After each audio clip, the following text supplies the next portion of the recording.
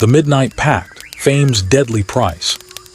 If I had known the price of fame, I'd have burned that diary the moment I found it. Now, as I stand in the ruins of my life surrounded by echoes of screams, I can't help but wonder, did I invite this horror, or was it waiting for me all along? I step into the apartment, the dim light from the flickering bulb casting an eerie glow over the cluttered space. The walls feel like they're closing in, lined with stacks of canvases that loom like silent witnesses to my failure. The bulb above sways slightly, hanging by a thread, as if it's struggling to keep the darkness at bay. The smell of turpentine is thick in the air, sharp and bitter, mingling with the musty scent of clothes that haven't seen the inside of a washing machine in far too long. I wasn't always like this, desperate, consumed. I used to believe in my art. I thought it would save me, pull me from this endless pit of self-doubt. But as the rejection letters piled up, that belief began to wither away, leaving something darker in its place. Cold, empty. Now, each letter feels like a weight pressing me deeper into this suffocating silence, each one a reminder that I'm invisible, unnoticed. I kneel, my fingers brushing over the crumpled letters scattered across the floor, each one jagged, harsh against my skin, like the very embodiment of my failure. The sound of the clock ticking is too loud. It echoes through the room, each second stretching longer than the last, each tick mocking me, as if the very passage of time is conspiring against me. And then, I find it, hidden away, buried beneath the floorboards. It's old, forgotten, a dusty, leather-bound diary. I can feel its weight in my hands, the cover cracked and worn, the pages fragile under my fingertips. Something about it feels different. As I slowly open it, I swear I can see the words glowing faintly, as though the ink itself is alive. My hands shake as I turn the pages, each one curling slightly under my touch. The script is elegant, almost hypnotic, each letter seeming to pull me in deeper, drawing me towards something I'm not sure I should want. The soft whisper of the pages turning fills the room, the sound of it so soft, so intimate, like the room itself is holding its breath. Then I hear it, the words, the voice that isn't my own but still, somehow familiar, creeping into my mind, cold and enticing. At the stroke of midnight, under the gaze of a new year, offer 1 year of life to the shadows. In return, they shall grant your deepest desire. My heart skips a beat. I freeze. The room grows colder, a chill creeping down my spine as those words settle in, pressing into my soul. I can almost feel them, like a presence standing behind me, just out of sight, watching, waiting. And I can't shake the feeling that somehow those words are meant for me. The room feels like it's closing in on me. My studio, once a sanctuary of creativity, now suffocates me, each canvas leaning against the walls like silent witnesses to my downfall. I've set the stage for something foolish, a circle of salt, a single candle flickering weakly in its center. The air hangs heavy, thick with the weight of every bad decision I've ever made, pressing in from every side, choking the space around me. I can't believe I'm doing this. It feels absurd, like something pulled straight out of a low-budget horror movie. But desperation makes fools of us all. I'm nothing but a puppet at the mercy of my own mind, my hands trembling uncontrollably as I reach for whatever scrap of hope I have left. I glance at the clock. 11:59 p.m. My breath catches, quickening as panic rises in my chest. My pulse throbs in my ears, drowning out everything but the beat of my heart. The small knife in my hand shakes, its cold blade a stark contrast against my clammy skin. I prepare myself, but the weight of what I'm about to do sits like a stone in my gut. My heart pounds harder, but I know there's no turning back now. I draw the blade across my palm, the sharp sting as it cuts deep, the blood beginning to trickle down, staining the salt beneath me. It feels real now, too real. This is it, my final act. I close my eyes and with a trembling breath, whisper the words I swore I would never say. Shadows, take what is yours and grant me what is mine. The candle flickers, its flame suddenly flaring, violent and erratic. The shadows on the walls twist, grow long and monstrous, creeping and crawling across every surface. The room seems to shift, to stretch, as though the very air is warping. The temperature drops, an icy chill seeping into my bones, and then a low, guttural sound fills the space. It's ancient, primal, vibrating the walls around me. The sound rattles through my chest, vibrating the marrow in my bones. I wait. I hold my breath, every second stretching out like an eternity. My heart pounds faster, louder, and yet nothing happens. Silence. The shadows, the noise, they vanish as quickly as they came. The stillness is suffocating. I laugh. It's so stupid, all of it. I blow out the candle and the room is swallowed by darkness. My breath is shallow, frantic, each exhale feeling too loud in the oppressive quiet, but everything else, gone, silent. The shadows, are they still here? I feel them like a weight pressing down on me, waiting, watching. Morning light spills through the windows of my studio, stretching across the unfinished canvases that litter the room like silent reminders of my past. The space feels unusually still, save for the incessant buzz of my phone on the desk. I groggily reach for it, my fingers slow, heavy from sleep, barely able to focus on the screen in front of me. The buzz is sharp, invasive, slicing through the stillness of the room. The voice on the other end of the phone is bright, almost manic. "You're trending. Everyone's talking about your work. This is it. You've made it." I blink, struggling to process the words as my mind begins to clear. My heart starts to race, a flutter in my chest that grows with each passing second. Overnight, my life changed. My obscurity vanished like smoke slipping through my fingers. My paintings, my desperate soul-bearing creations were everywhere. Galleries, magazine covers. The world suddenly knew my name. People I'd never met were calling me a genius, praising everything I had created. It was everything I'd dreamed of. It should have felt like a victory. It was supposed to feel like freedom, but it didn't. Not really. A montage floods my mind, gallery openings, photographers flashing their cameras, the click of pens on paper as I sign autographs. I smile in all the right places, but in the back of my mind, something's wrong. Something's off. The smile doesn't quite reach my eyes. If you looked close enough, you'd see it. A shadow. A gnawing unease that lingers just beneath the surface, waiting. And then, the murder started. The harsh crackle of a news broadcast fills the room, tearing through the quiet as the headline flashes across the screen. Brutal murder rocks art community. My stomach sinks. I freeze, my gaze fixed on the image of the victim, the face staring back at me like a ghost from the past. Someone who was once a friend. Someone who believed in me when no one else did. At first, I told myself it was just a coincidence, a tragic, random act, a freak accident. But when it happened again and then again, I couldn't pretend anymore. It wasn't coincidence. It wasn't random. It was something else. My thumb numbs as I scroll through my phone, reading the messages from friends, names I once trusted, people I thought I knew. But then their names start appearing on the news reports. Victims, one by one. Every time, my stomach twists a little harder, a new name carved into my guilt. I don't know what's worse, the gnawing fear eating away at me or the guilt that I can't shake. Did I make this happen? Was I meant to? Is there a price for all of this, for everything I've gained? Because as the world celebrates me, I'm starting to think that I've paid it in full. My studio is a disaster.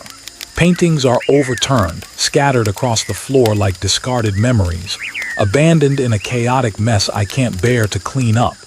Mirrors, once a tool for reflection, are covered with sheets, hiding their secrets, their truth. The room feels like it's closing in on me, suffocating me. I haven't dared look in a mirror myself for days. I don't need to. I can feel it, the weight of the darkness in my eyes. Bloodshot, hollow. I'm not sure who I am anymore. I stopped sleeping, stopped painting. The fame I once craved, the success I thought would set me free. It feels like a noose now, tightening with every breath I take. Each moment, every glance from the world is a reminder of the price I've paid, of what I've sacrificed, and the shadows. They're always there, watching, waiting. I glance into the corner of the room and the shadows, they seem to twist, stretch. It's like they have a life of their own, moving in ways that shouldn't be possible. The air feels thick, oppressive, weighing down on me. A soft whispering starts, barely audible at first, but it grows louder, closer. I press my hands to my ears, hoping to drown it out, but it's no use. I can't escape it. Desperation claws at me, gnawing at my insides. I have to find answers. I grab the diary again, the one I've been avoiding. Maybe it holds something, anything, that can explain what's happening to me. My fingers tremble, the brittle pages cracking beneath my touch as I flip through them in a fevered panic. There, buried in the last few pages, I find it. A warning. The words hit me like a slap in the face. The shadows do not grant favors, they collect debts. The room feels colder, the walls pressing in tighter as I struggle to breathe. My hands shake violently as I slam the diary shut, the sound of it hitting the desk echoing in the otherwise silent room. My heart races, my pulse pounding in my ears, but just as I try to steady myself, there's a knock at the door. Loud, unsettling. It makes me jump, my heart leaping into my throat. I stare at the door, unable to move. What now? Midnight strikes. The studio is bathed in an unnatural glow, a cold, sickly light that makes everything feel wrong, like the room itself is alive, breathing, suffocating. The shadows in the corners of the room stir, twisting and coiling until they form something humanoid. No features, just a dark mass of shifting darkness. But I can feel it, can feel the terror creeping up my spine, pooling in my chest as it takes shape. A voice, deep, echoing like it's coming from everywhere and nowhere all at once. The pact is sealed. Fame for blood, you belong to us. I freeze. I didn't ask for this, I never did. But now it's too late. I try to run foolishly, desperately. I reach for the door, for the window, for anything that could lead me out. But the room, it shifts. It folds in on itself. Every door, every window leads back here. Back to the shadows. Every scream I try to release is swallowed by the silence, the suffocating, oppressive silence. I fall to my knees, my body too weak to hold me up. The shadows stretch across the floor toward me, cold and endless, like they've been waiting for me all along. My breath quickens, shallow, panicked as they close in. There's nowhere left to go, no escape. My chest is tight, my heart hammering in my ears as I curl into the center of the room, hoping to disappear. But the shadows, they're everywhere now. They consume everything. I can't fight it, I can't escape. And then the screen fades to black. The silence swallows me whole, but then there's something. A ticking sound, slow at first, distant, but it grows louder, rapid, harsh, like the world is counting down and I'm running out of time. It's getting louder, faster, until it stops, abruptly. I can barely hear my own voice, a whisper barely audible in the pitch blackness. If you find that diary, burn it. Don't make my mistake. Don't make the pact. The screen lingers in darkness for a moment longer. Then, the soft rustle of something being touched. A new pair of hands, unfamiliar, alien, picks up the dusty, leather-bound diary from a shelf. The chill in the air seems to deepen, and a faint, sinister whisper lingers in the air. Shadows, take what is yours.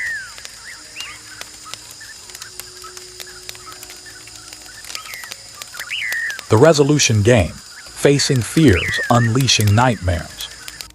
They say New Year's resolutions are about self-improvement, but they never tell you what happens when your resolve turns against you.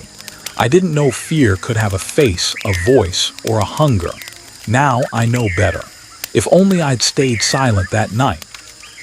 New Year's Eve always felt like a chance to start over. The kind of night where you forget about everything weighing you down and dream of better days. That night, the air was warm with laughter and the glow of twinkling holiday lights. The living room was alive, confetti scattered across the table, glasses clinking together and the steady ticking of the clock echoing in the background. I was there with Jess, Ryan, Erica, and Max, friends who'd been my anchor since college. We thought nothing could touch us. Jess was pouring champagne, her laughter bubbling over louder than the fizz in the glasses. Ryan sat across from her, shuffling a deck of cards with his usual restless energy. Erica leaned forward, her face lit with curiosity, while Max, always the instigator, held up a small, battered notebook. Max grinned, his voice full of playful challenge. "All right, here's the deal. Everyone writes down one resolution, something bold, something that scares you." Erica raised an eyebrow, her skeptical tone cutting through the chatter. "What's the catch?" "No catch," Max said, his smirk widening. "Just, whoever sticks to their resolution gets bragging rights, for life." I laughed along with the others, the idea harmless and absurd all at once. What was the worst that could happen? It was a game, a silly New Year's ritual we'd probably forget by morning. The countdown started and our voices rose together, growing louder as the seconds ticked away. My pulse quickened with the rhythm of their shouts. 10, 9, 8. As we reached Happy New Year, the lights flickered. The room went still, the cheer dying on our lips. A chill crept in, sharp and sudden, slicing through the warmth like a blade. The kind of cold that sank deep, crawling along your skin and settling in your chest. I glanced at the others, their faces frozen in confusion, the echo of their laughter hanging in the air. And that was when I felt it, something shift. Something I couldn't see but knew was there. In that moment, I understood that nothing about this night would ever feel harmless again. The morning after, I woke to chaos. The living room was unrecognizable. Confetti stuck to empty glasses, pillows thrown haphazardly across the floor, and a faint smell of spilled champagne hanging in the air. My head pounded as I shuffled toward the coffee table, where Max's notebook sat among the wreckage. It was open, the pages worn and smeared with bold, messy handwriting. My eyes scanned the resolutions we'd scribbled the night before. Jess wanted to travel more. Erica had resolved to quit her soul-sucking job. Ryan, with his usual bravado, had written that he'd stop drinking. And me, my chest tightened as I read my own words. Face my fears. I hadn't thought twice when I wrote it. It had felt like the safest, most generic choice. But now, looking at it, those 3 words felt heavier. At first, it was magical, almost surreal. Jess booked a flight to Europe on a whim, grinning like a kid as she showed us her ticket. Erica marched out of her office one afternoon, slamming the door so hard the windows rattled. And Ryan, I still remember the sound of the whiskey pouring down his sink, the heavy glug of liquid splashing against porcelain as he muttered something about finally taking control. It was as though the universe had aligned for us, like the resolutions had somehow pushed us into motion. But magic always comes with a price. Jess's plane vanished somewhere over the Atlantic, the news clipping sharp in my memory. No survivors, they said, though the wreckage was never found. Erica's new job started off promising, but her boss quickly became a tyrant, piling task after task onto her until I saw her crumble under the weight. And Ryan started seeing things. I'll never forget the first time he called me, his voice shaking so badly I could barely understand him. When I showed up, he was sitting alone in his darkened apartment, his eyes fixed on the far wall. There was a shadow there, small at first, cast by the flickering glow of a single lamp. But as I watched, the shadow seemed to move. It stretched and warped unnaturally, its edges forming claw-like shapes that twisted toward Ryan. "It's following me," he whispered, his voice trembling. "Every time I close my eyes. It's there." I felt the hair on my arm stand on end. My breath caught, and I couldn't tear my eyes away from the shadow as it flickered and shifted, defying logic, defying light. That was when I realized our resolutions weren't just wishes. They were promises. Promises we had made without understanding the cost. I sat in bed, the sheets sticking to my skin as sweat trickled down my back. My phone was clutched tightly in my hand, the only source of light in the suffocating darkness. The air felt thick, like it was pressing down on me, making it harder to breathe. I told myself it was just stress, I thought, my thumb nervously scrolling through old messages. Coincidence, that's all it was. But deep down, I knew the truth. It wasn't coincidence. The resolution wasn't a promise. It was a demand.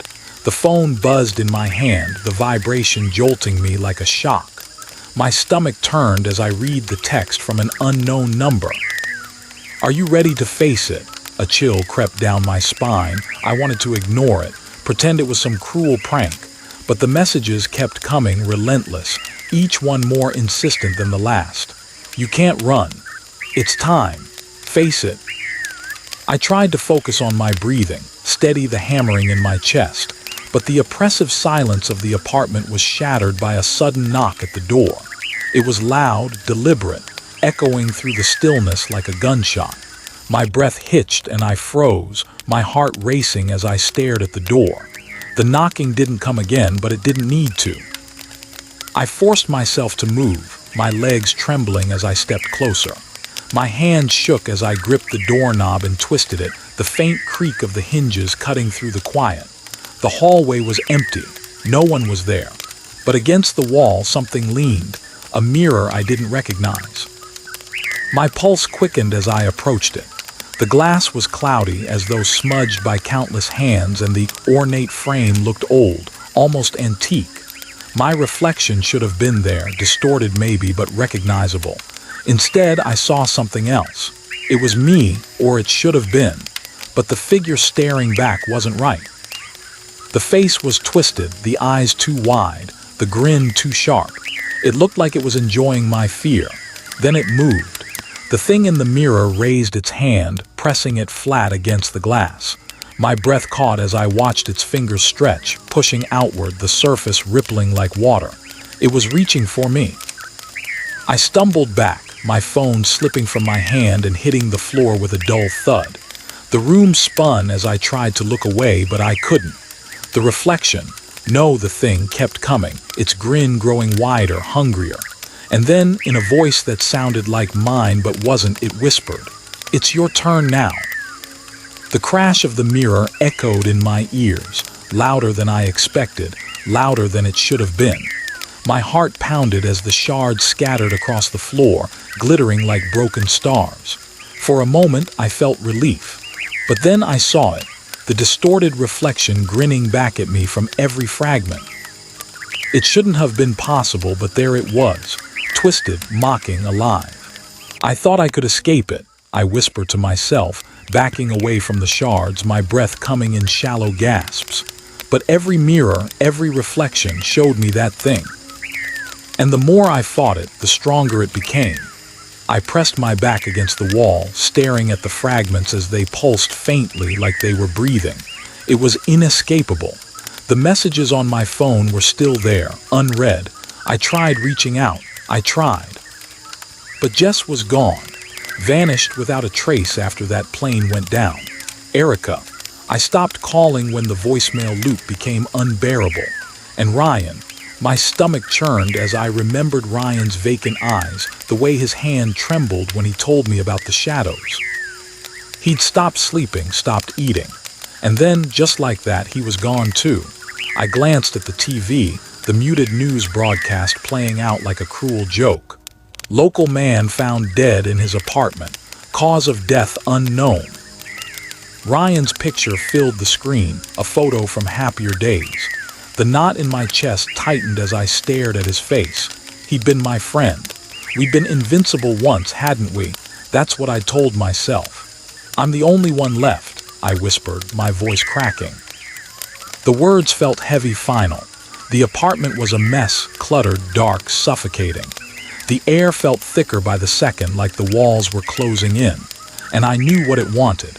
It wasn't just haunting me, it was waiting for me to give in, to stop fighting. waiting for me to become its next victim. The shards on the floor shifted slightly, just enough to make a faint scraping noise. My eyes snapped back to them, and the grin in the reflections grew wider. It wanted me to finish what I started. The cracked mirror loomed before me, its fractured surface reflecting fragments of myself that didn't seem to fit. The dim light from the single lamp in my apartment flickered, casting shifting shadows across the walls. In my hand, I clutched Max's notebook. It was heavier than it should have been. The leather felt warm, pulsing faintly, like it had a heartbeat of its own. I opened it again, even though I knew what I'd see. The words on the pages weren't mine anymore. They twisted and warped, shifting into shapes and phrases I couldn't understand. And yet I felt them, felt their meaning burrow into me like claws. I had to face it, I whispered, my voice trembling. That's what I wrote. That's what I promised. But as I looked up, staring into the cracked mirror, the truth clawed its way to the surface. My fear wasn't the thing in the glass. It was me. My distorted reflection smirked, its movements lagging behind mine as if to taunt me. Its eyes gleamed with something dark, something alive. I wanted to turn away, to smash the mirror again and scatter the pieces far and wide. But I didn't. I couldn't. The reflection raised its hand, palm outstretched. And this time I didn't resist. My own hand trembled as I lifted it, inching closer to the fractured glass. The cold surface met my skin, and for a brief second nothing happened. Then it pulled. A rush of cold, a suffocating weight, a darkness so deep it swallowed everything. The light flickered one last time and died, plunging the room into shadow. New Year's resolutions are a game, but remember, some games aren't meant to be played.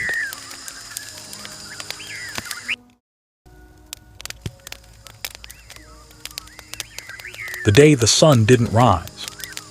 The sun didn't rise today. At first I thought I'd overslept, but the clock showed 7 o'clock a.m., then 8 o'clock, then noon, still dark, and that's when things started to change. The apartment felt wrong. It wasn't just the darkness, it was the air itself. Heavy, almost suffocating, pressing down on me with every step I took. My shadow stretched unnaturally along the floor, warping and twisting as if it had a life of its own. I could hear them again. The voices. Distant, muffled, leaking through the walls. Too faint to understand, but too persistent to ignore. Am I imagining this, or is something here? The hallway stretched endlessly before me, every creak of the floor echoing like a scream in the silence. My heart pounded, my skin prickling as I moved toward the door. When I stepped outside, the chill hit me like a wave, sharp and biting against my skin. The streetlights buzzed overhead, their glow dim and sickly, casting strange, flickering shadows that danced along the empty pavement. It was too quiet, not peaceful, unnerving. I started walking, my eyes scanning the street. There was no one. No cars, no footsteps, no hum of life. Just the faint rustling of the wind, carrying with it a feeling I couldn't shake. And then I saw her, Mrs. Harlow. She was standing on her porch the way she always did, her hand lifting in a familiar wave. I tried to wave back, but my arm felt heavy, my body resistant. Her smile lingered, too wide, too perfect. It wasn't just friendly, it was wrong, forced. Why is she staring like that? My stomach churned as I forced myself to look away, my pace quickening. The world felt off, like it had slipped just slightly out of focus. And then I heard it. A low hum, faint at first but growing louder with every step. My chest tightened as the sound vibrated through me, a deep resonance that seemed to come from everywhere and nowhere all at once. I stopped in my tracks and looked up. There was nothing. No stars, no moon, just an endless, oppressive twilight stretching across the sky. My breath caught in my throat, my pulse racing. The hum grew louder, deeper, almost alive. It wrapped around me, pulling me into its rhythm, and I realized I couldn't move. I stood there, staring at the sky, unable to look away. The shadows around me shifted, stretching closer, their edges blurring into the growing darkness. What's happening? The silence felt like a scream, and I wasn't sure if it was coming from the world or from me. The bell over the door jingled softly as I stepped into the coffee shop, but no one looked up. The air inside was heavy, stagnant, like it hadn't been touched in hours. I scanned the room. The patrons sat stiffly, staring at their phones or the blank walls as if they were waiting for something. No one spoke. No whispered conversations. No clinking of mugs. Just silence, broken only by the faint hum of the fluorescent lights overhead. I approached the counter, my footsteps echoing far louder than they should have. The barista barely looked at me. Her hands shook as she poured my coffee, the liquid spilling slightly over the rim of the cup. She slid it across the counter without a word, her eyes darting nervously toward the window, then back to me. I took the cup, the warmth seeping into my palms, but it didn't stop the chill running through me. Why is everyone so still? I turned to find a seat when my phone buzzed. The vibration felt sharp in the oppressive quiet, and I fumbled to pull it from my pocket. The screen lit up with a message from an unknown number. "Do not go outside alone. Trust no one." My stomach dropped. My first thought was that it had to be a joke, some sick prank from a stranger. But as I stared at the message, the lights above me flickered, their hum faltering into silence. I looked up, and that's when I felt it. Every pair of eyes in the coffee shop was on me. The patrons had stopped what they were doing, their heads turning in unison. Their gazes locked onto me, blank and unwavering. My breath hitched, the coffee cup trembling in my hand. The silence pressed against me, heavier than ever, swallowing the faintest sound. Why are they staring? What do they want? I took a step back, my pulse racing. Their expressions didn't change, they just watched. The barista stood frozen behind the counter, her hands still gripping the edge. Even she was staring now, her face pale, her trembling replaced by something far more chilling, stillness. The lights flickered again, casting shadows that seemed to stretch too far, curling toward me like reaching fingers. I needed to leave, now. But the message flashed in my mind, its words a warning I couldn't shake. Do not go outside alone. For the first time, I wasn't sure which was worse, staying or leaving. The hallway outside my apartment was too quiet. My footsteps echoed unnaturally, sharp and hollow, as if the walls were amplifying the sound. When I reached my door, I froze. It was open, just slightly, the faintest crack of light spilling into the dim corridor. I knew I'd locked it when I left. My throat tightened as I pushed the door open, the hinges groaning in protest. The air inside was still, unnervingly so. Everything was where I'd left it, or so it seemed. But then I saw it. The mirror. It was in the bathroom, just where it always was. At first glance, nothing seemed out of place. But as I stepped closer, something felt off. I caught my reflection out of the corner of my eye, and it wasn't right. It was me, same face, same clothes, but it didn't move when I did. It just stood there staring back. Then it smiled. Not a big grin, just a faint curl of the lips, enough to send a chill down my spine. My own face smiling while mine remained neutral, frozen in shock. Mirrors don't do that. I stumbled back, slamming the bathroom door shut, my pulse racing. I tried to tell myself I'd imagined it, that my mind was playing tricks on me. But deep down, I knew I hadn't. The apartment felt different now, heavier, darker. And then the tapping started, faint at first, a rhythmic tap tap tap against the window. I froze, my heart pounding in my chest. The sound grew louder, more insistent. My hands were shaking as I moved toward the curtain, the tapping echoing in my ears. When I pulled it back, my breath caught. There was nothing there, just the darkness. No trees, no buildings, just an endless void, black and impenetrable. The tapping stopped, leaving only the sound of my own ragged breathing. But the darkness outside felt alive, watching, waiting. I let the curtain fall back into place and stepped away, my back pressing against the cold wall. I wasn't alone, I could feel it. Something was here and it was watching me. I sat hunched over my desk. The notebook in front of me, an unrecognizable mess of scrawled words and jagged sketches. My handwriting looked wild, almost frantic, as if I'd been trying to wrestle some hidden truth from the page. The figures I'd drawn, they weren't clear, just shadowy shapes with no faces, but they felt familiar, too familiar. By the third day, I realized I couldn't trust my own mind anymore.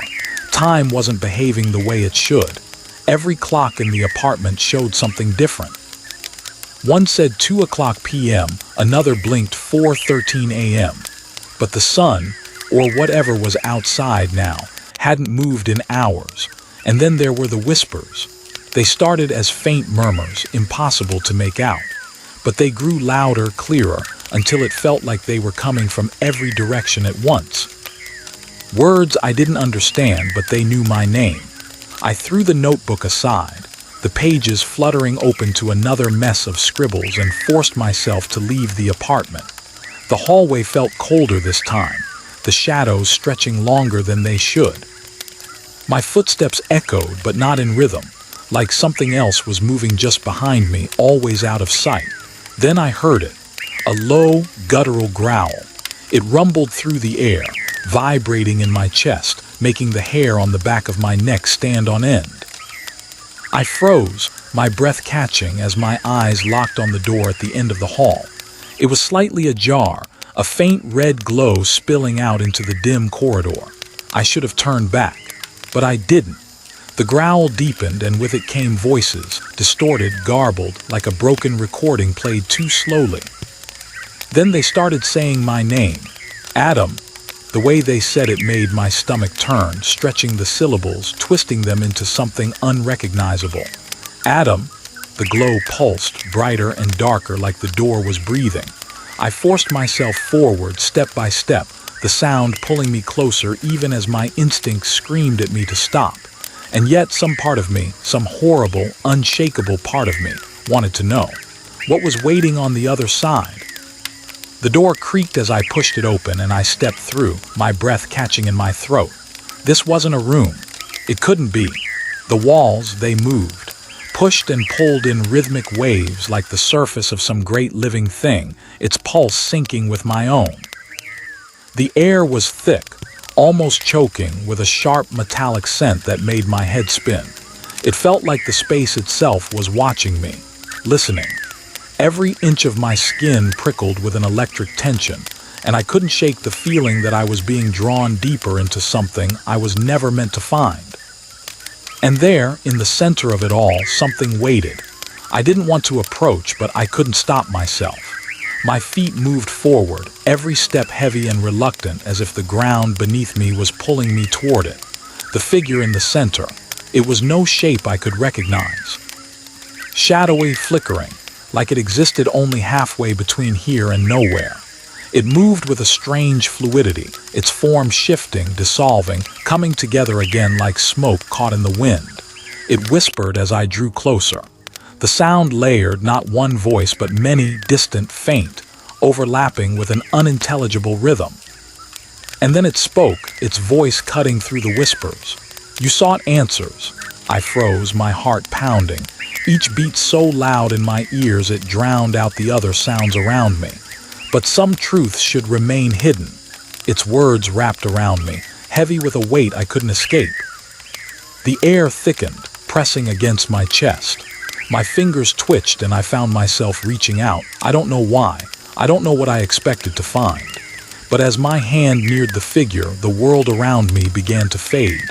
The screen flickered and everything went dark.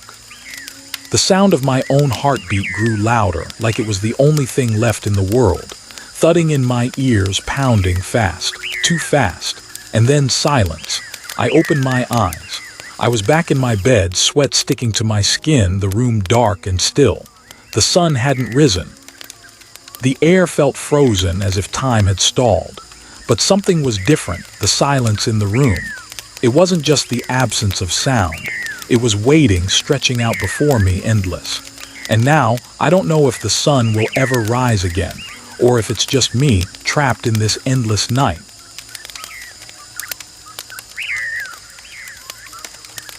lullaby that won't let me sleep.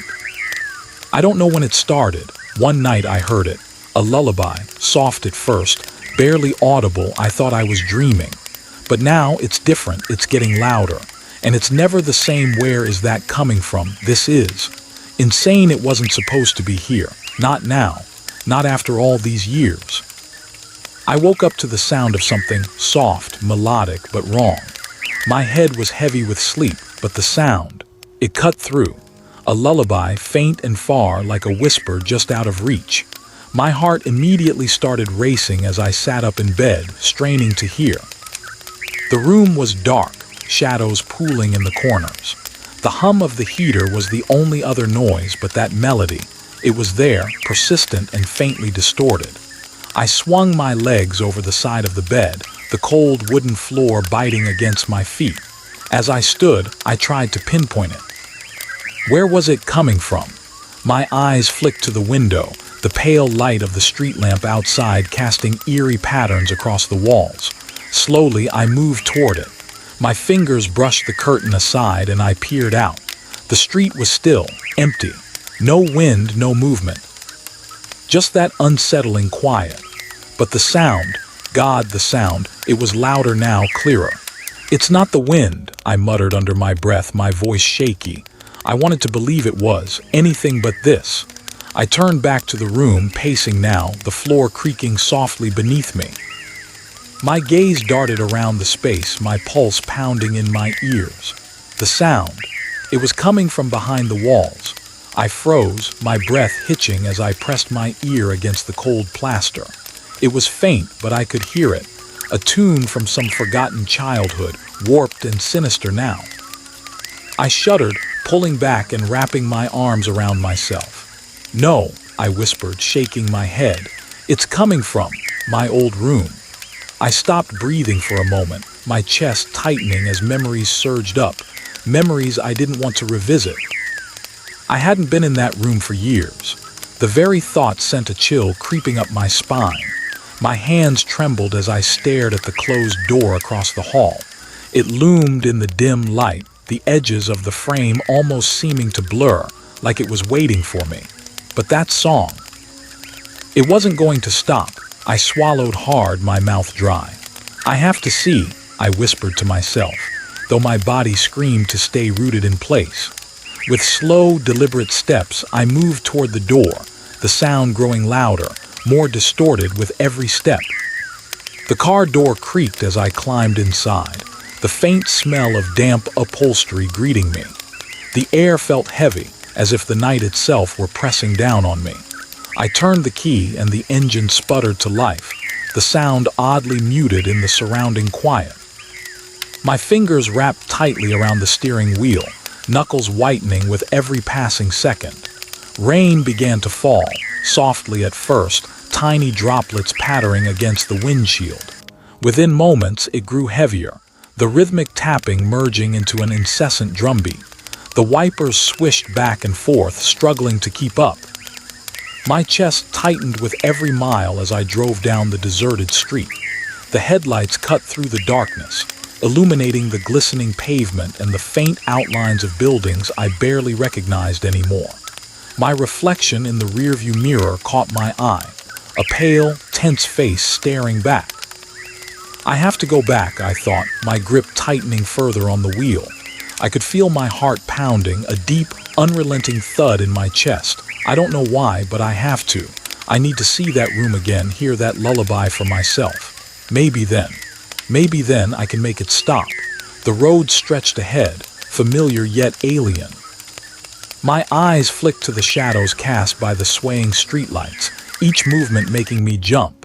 Then, through the rain-streaked windshield, I saw it, the house. It loomed in the distance, dark and lifeless, my childhood home. The sight of it made my stomach churn. The windows were black voids, the front porch sagging under years of neglect.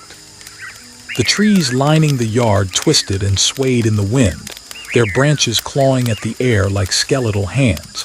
I pulled into the driveway, the crunch of gravel beneath the tires sounding unnaturally loud. My foot hesitated on the brake, the car rolling to a stop as my eyes locked on the house. The rain blurred the edges of its silhouette, but the weight of it pressed against me, heavy and suffocating. And then I heard it, faint, almost buried beneath the sound of the rain, but unmistakable. That lullaby. I froze, my breathing shallow. My chest felt like it might collapse under the weight of the dread swelling inside me.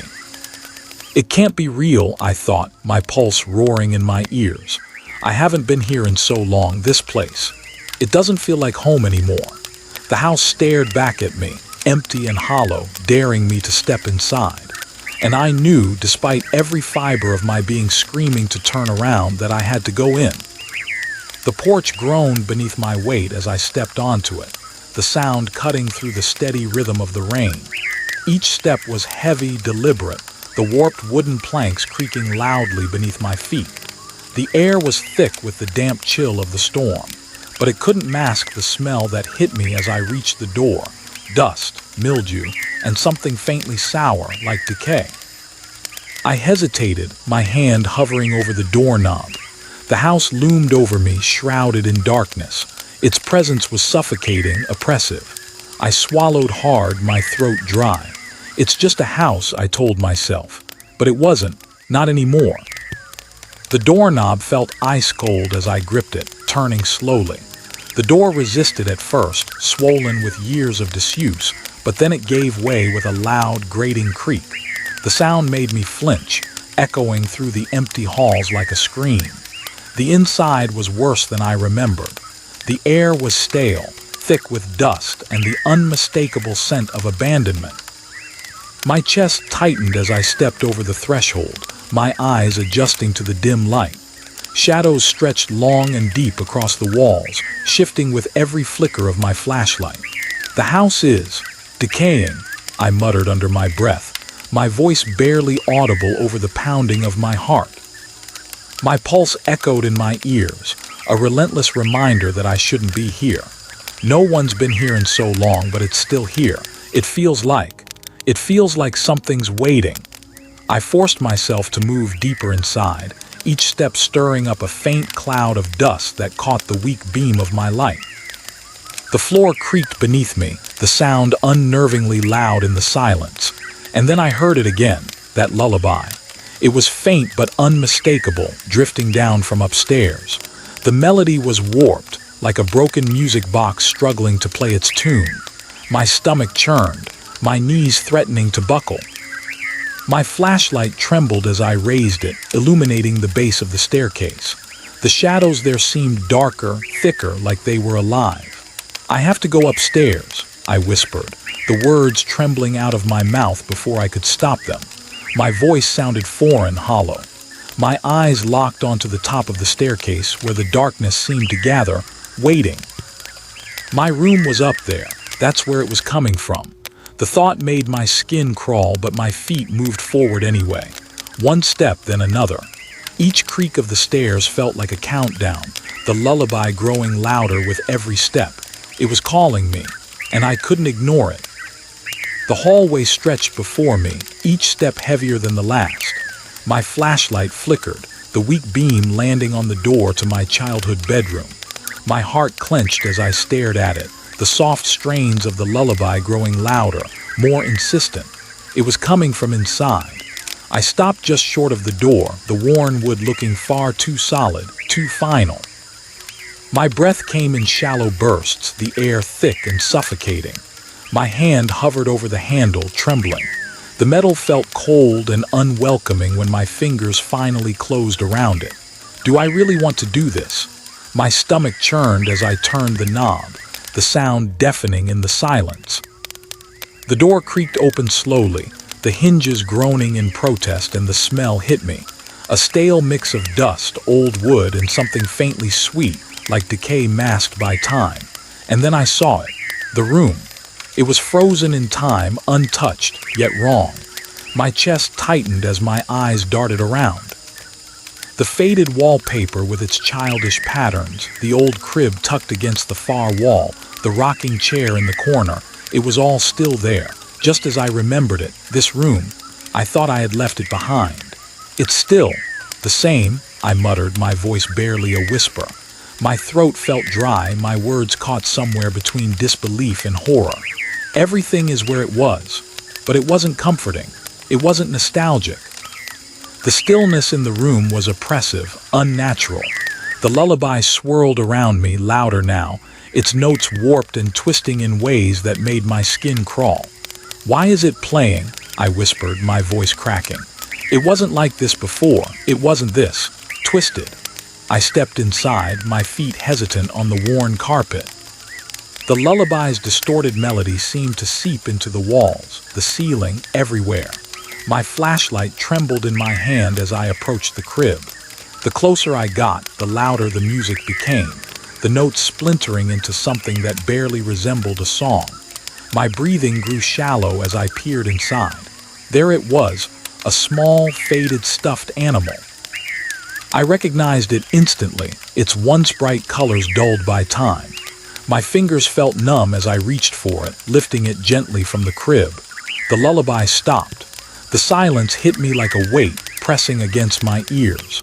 Then came the static, a grating, crackling noise that seemed to pulse with a life of its own. I froze, my entire body tense. And then I heard it. "Mark." The voice was faint, distorted, and sickeningly familiar. It whispered through the static, sending icy tendrils down my spine. "I'm waiting." The stuffed animal slipped from my hands, hitting the floor with a muted thud. My breath caught in my throat as the shadows in the room seemed to shift, closing in around me. The air in the room shifted. I felt it before I saw it, a cold, heavy weight pressing down on me. The flashlight flickered in my hand, the beam stuttering and casting jagged shadows that seemed to crawl across the walls. My pulse quickened as I spun around, the floor groaning beneath my feet. Something wasn't right. The room, it had changed. The walls felt closer, the darkness deeper, almost alive. I caught movement in the corner of my eye, subtle but unmistakable. My breath hitched and I turned sharply, the flashlight beam trembling as it swept across the room. That's when I saw it. A shadow, not mine.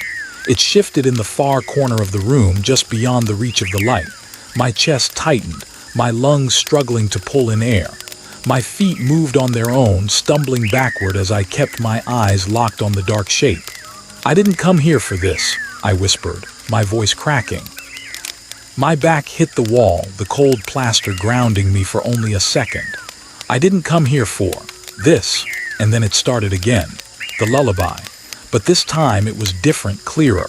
The melody was slow and warped, an eerie mockery of the song from my childhood. Underneath it, I could hear whispers, low, guttural murmurs that twisted and curled in my ears. They clawed at my mind, their meaning just out of reach. My hands trembled, the flashlight slipping slightly in my grip. "It's not just a lullaby," I muttered, my voice barely audible over the growing cacophony. "It's a warning. It's trying to tell me something." I didn't want to understand. I didn't want to know. The shadow in the corner began to move, stretching upward, growing larger. My legs felt like lead, but I couldn't look away. As it stepped into the dim light, I froze. It was me, or something that looked like me but distorted. A child's body with features that weren't quite right, eyes too vacant, skin too pale. Its mouth twisted into a grin that didn't belong on any human face, let alone mine. It stared at me, unblinking. The grin widened, splitting its face in a way that made my stomach churn. I couldn't breathe, couldn't think. The whispers grew louder, overlapping until they became a roar in my head. And through it all, that lullaby played on, dragging me deeper into a nightmare I couldn't escape. I didn't think, I just ran. My legs moved before I could even process what I was doing. My heart pounded, a drumbeat echoing in my ears, louder than the warped lullaby that chased me through the house. The hallway seemed to stretch endlessly before me, its shadows shifting and closing in with every step I took. I stumbled, my foot catching on an old piece of furniture that I didn't even see. My hands shot out to steady myself, but the walls, they felt closer now, pressing in, narrowing, suffocating. I couldn't breathe. The air was too thick, too cold. The lullaby wouldn't stop. It grew sharper, more distorted, each note stabbing at my mind. Why didn't I leave sooner? The thought screamed in my head louder than the sound around me. I should have left when I first heard it. I should have never come back, but I didn't. And now it's too late, isn't it? The door appeared ahead of me, blurred and distant, as if the house itself was trying to pull me back. I lunged for it, my fingers fumbling with the handle. For one horrifying moment, it didn't budge, but then it gave way and I burst through, stumbling into the night. The cold air hit me like a slap, sharp and biting against my damp skin. I gasped, my chest heaving as I tried to suck in enough air to calm the frantic pounding in my head. But the night wasn't comforting. It was too still, too quiet, as if the world itself was holding its breath. I turned back to the house. It loomed against the black sky, a silent, lifeless shell. And yet it wasn't lifeless. Not really. The lullaby was still there, faint now, fading into the distance like a memory I couldn't escape. Its warped melody carried on the wind, twisting through the air like a warning or a curse. My eyes were drawn upward to the window of my old bedroom, and I saw it, a shadow, small, unmoving, watching me. My breath hitched, my legs trembling as I stood frozen in the yard.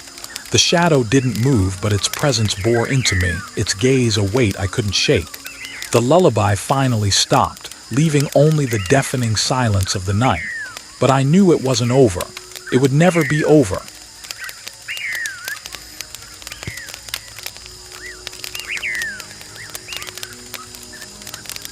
I see eyes looking at me under my bed. It started with a whisper. At first I thought it was the wind or maybe my imagination playing tricks on me. But now I can't ignore it. There are eyes. They're always there, watching me.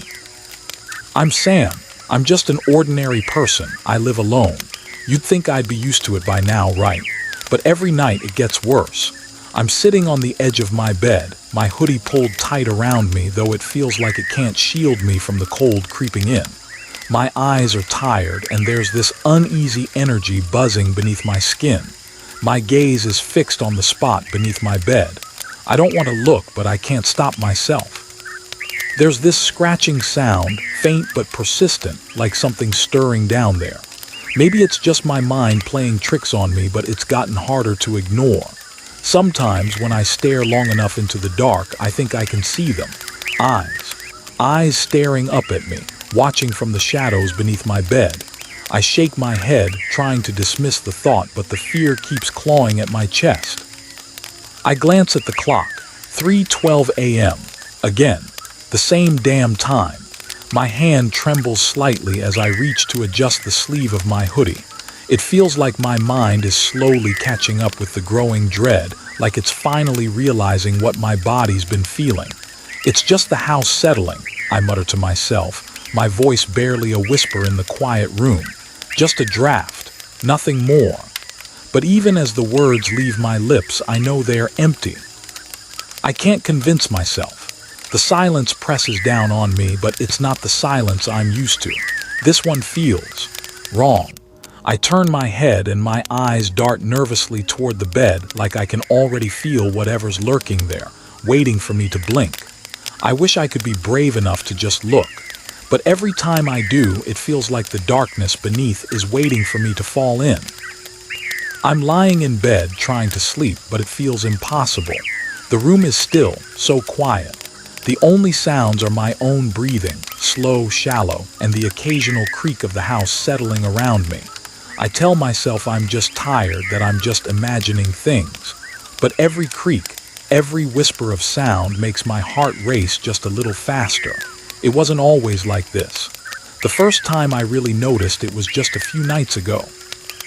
I was so close to falling asleep, just on the edge when it happened. A faint rustling. At first I thought it was just the house. Maybe the floorboards creaking or something shifting in the walls. But no, it wasn't that. I saw them. I try to focus on my breathing, steady and calm, but it's getting harder. The rustling starts again, faint at first, like something shifting beneath the bed. My eyes are wide now. I can't look away from the dark space under the bed. I don't want to look, but I can't help myself. There's something under there, I can feel it. I know I'm not imagining it, I saw them. Eyes, glowing, faint but unmistakable. Two eyes staring up at me from the darkness, unblinking, watching. My breathing quickens and I squeeze my eyes shut, trying to tell myself it's just a trick of the light. But I can't deny what I saw. There's something under there. I whisper, my voice trembling, please. What are you? Please, go away. But the rustling doesn't stop. It grows louder, the sound scraping against the floor like something moving closer. Then just as suddenly it goes silent, too silent. I can't move. I don't want to look, but I can't seem to stop myself. I'm sitting at my kitchen table, but it feels like I'm not really here. The mug in front of me has gone cold, the coffee inside long since lost its warmth. I just stare at it, trying to focus, but nothing feels real. The kitchen is silent, too silent. Sunlight filters through the window, casting a soft glow across the room, but I can't feel it. My eyes are hollow and my mind is spinning. I haven't been able to shake what happened. My phone buzzes on the table, a harsh interruption to the stillness, but I don't pick it up. I can't. I don't want to know who's calling. I don't want to hear anyone's voice, not today. I try to tell myself it's just a dream, just a dream. But the memory is still there, burning into my mind. I'm not crazy, I'm not. But when I went to check, they were still there. Those eyes. Staring at me from the darkness beneath my bed. Watching. And now every night they get closer. I can't escape it. I stand up suddenly, the chair scraping against the floor behind me.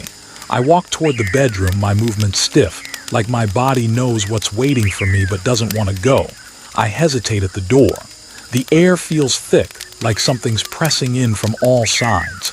My heart races. I glance at the bed, my eyes darting to the shadow beneath it. It's there. I know it is.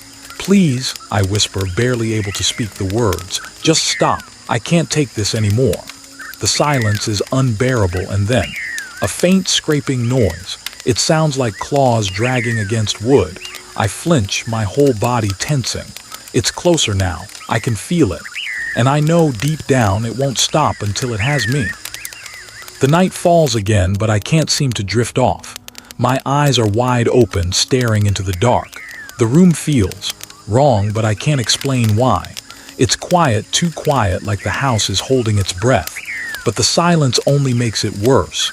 I stay awake, watching, waiting, and then I see them again. The eyes, I swear to God they were there.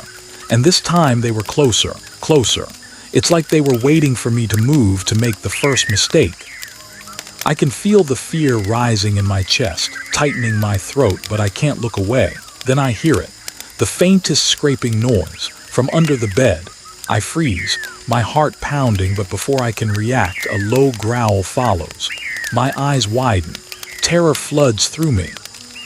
I know I'm not crazy, I can't be. The eyes, they're real. They're down there. I can feel them. With shaky hands, I slowly sit up, the bed creaking beneath me. I grab the flashlight off the nightstand, my fingers trembling around the cold metal. My breath is shallow as I stand up and move toward the bed. I kneel down, the beam of light shaking in my hands as I direct it beneath the bed. The light flickers once, twice, as if it's fighting against the darkness. Please. I whisper, pleading with the darkness. I just want to sleep. The light flickers again, then steadies. And that's when I see them. At first, just one pair of glowing eyes staring up at me. But then more. 3 sets of eyes all staring back, unblinking, unmoving. The growl grows louder, deeper, almost like it's coming from inside my head. No, I shout, panic seizing my chest. Get away from me. The growling stops suddenly. Silence. My breath is ragged, my body trembling, and I feel the weight of the silence pressing in, suffocating me. I look back under the bed, the flashlight's beam illuminating only emptiness. The eyes are gone, but the feeling of being watched, that doesn't leave. I can't stop shaking. I don't know what's real anymore. The morning light filters through the blinds, but it feels wrong. I stumble through the apartment, my head pounding. my body heavy as if it's been days since I last slept. My eyes feel like they are about to collapse in on themselves, but I can't stop. I can't breathe. I don't know what's real anymore. I pause in the middle of the living room, my vision swimming. I force myself to look around as if expecting to see something that will make sense of all this, but there's nothing. Everything is just ordinary. But it doesn't feel right. I drag myself toward the bedroom, my feet barely lifting off the ground. I walk to the bed. I don't even know why, but I look under it again, hoping, praying that this time it'll be gone. But nothing but the dark. The emptiness that fills me with more dread than the eyes ever could. It's like they were never there. Maybe it was all just a nightmare. I glance at my phone, a message from a friend. "Are you okay? You've been acting strange lately. You haven't responded to my calls." I stare at the screen, feeling a strange mix of guilt and confusion. I should respond, but how do you explain something like this? I mumble to myself, barely above a whisper, "I've been seeing things." Under the bed, eyes, they were there. As if on cue, the faintest scraping noise begins. My heart stops. I freeze, every muscle in my body locking into place. The sound is so soft, barely audible but unmistakable. It's like someone is dragging their nails against the floor. I look at the bed. Beneath it is still dark, empty. I'm not looking for anything anymore, but my eyes won't stop. They flicker back down to the floor where my mind insists. Something is there. I can feel it, watching, waiting. No. My voice cracks, desperate to convince myself it's all in my head, but I can't. The sound is real. The eyes were real. I hiss through gritted teeth, my words barely audible. I'm not crazy, it's real. It's real. But the terror, the uncertainty, wraps itself around me, and I know deep down, this isn't over. It's just beginning. I can't take it anymore. Every night it's the same. The scratching. The way it claws at my sanity, dragging me closer to the edge. The room is too quiet, and yet the sound pulses through the walls, a rhythmic scraping from underneath the bed. It's so loud now, it's suffocating, like it's coming from all around me. I can't escape it. I don't even know if I want to anymore. My eyes flick to the bed, the shadows beneath it twisting in a way that feels wrong. The light from the window barely touches the floor, casting long, unnerving shapes. The rustling stops, and for a moment there's just silence, thick and suffocating. But then I hear it again, softer now, but unmistakable. The scratching, clawing at the wood like something is trying to get out. I back away slowly, my hands trembling at my sides, but my feet, they won't move. I want to scream, but the sound won't come. My throat tightens and I feel a cold sweat trickle down my spine. The shadows under the bed, they flicker, moving as if they have a life of their own. My stomach churns. This can't be real. I close my eyes, take a deep breath, try to steady myself. But when I open them again, I see them. Two glowing eyes, just eyes floating in the dark beneath the bed. They're watching me, unblinking, their presence like a weight on my chest. I freeze. My breath hitches. My heartbeat thunders in my ears, louder than the scratching. I want to run, but my legs feel like they're glued to the floor, paralyzed by the gaze that never leaves me. And then the growl. Deep, guttural, vibrating through the air like a warning. It echoes through my body, making my teeth rattle. My eyes dart around the room, desperate to find something, anything that could explain this. But there's nothing. Just the shadows and the faint, flickering light that seems to grow dimmer with every passing second. The silence between the growls is worse than the noise itself, heavy with the expectation of someone moving closer. I can't breathe. It feels like the air is being sucked out of the room, leaving only the cold dread that clings to my skin. I want to leave. I need to leave, but I can't. I'm not sure I ever will. And then it stops. The growling, the scratching, the eyes gone. I'm left standing there alone in the dark. But the silence isn't comforting. It's unsettling. Because I know they're still there watching, waiting. I don't know how much longer I can take this. The darkness is closing in, and I can't tell if it's them, or if it's just me.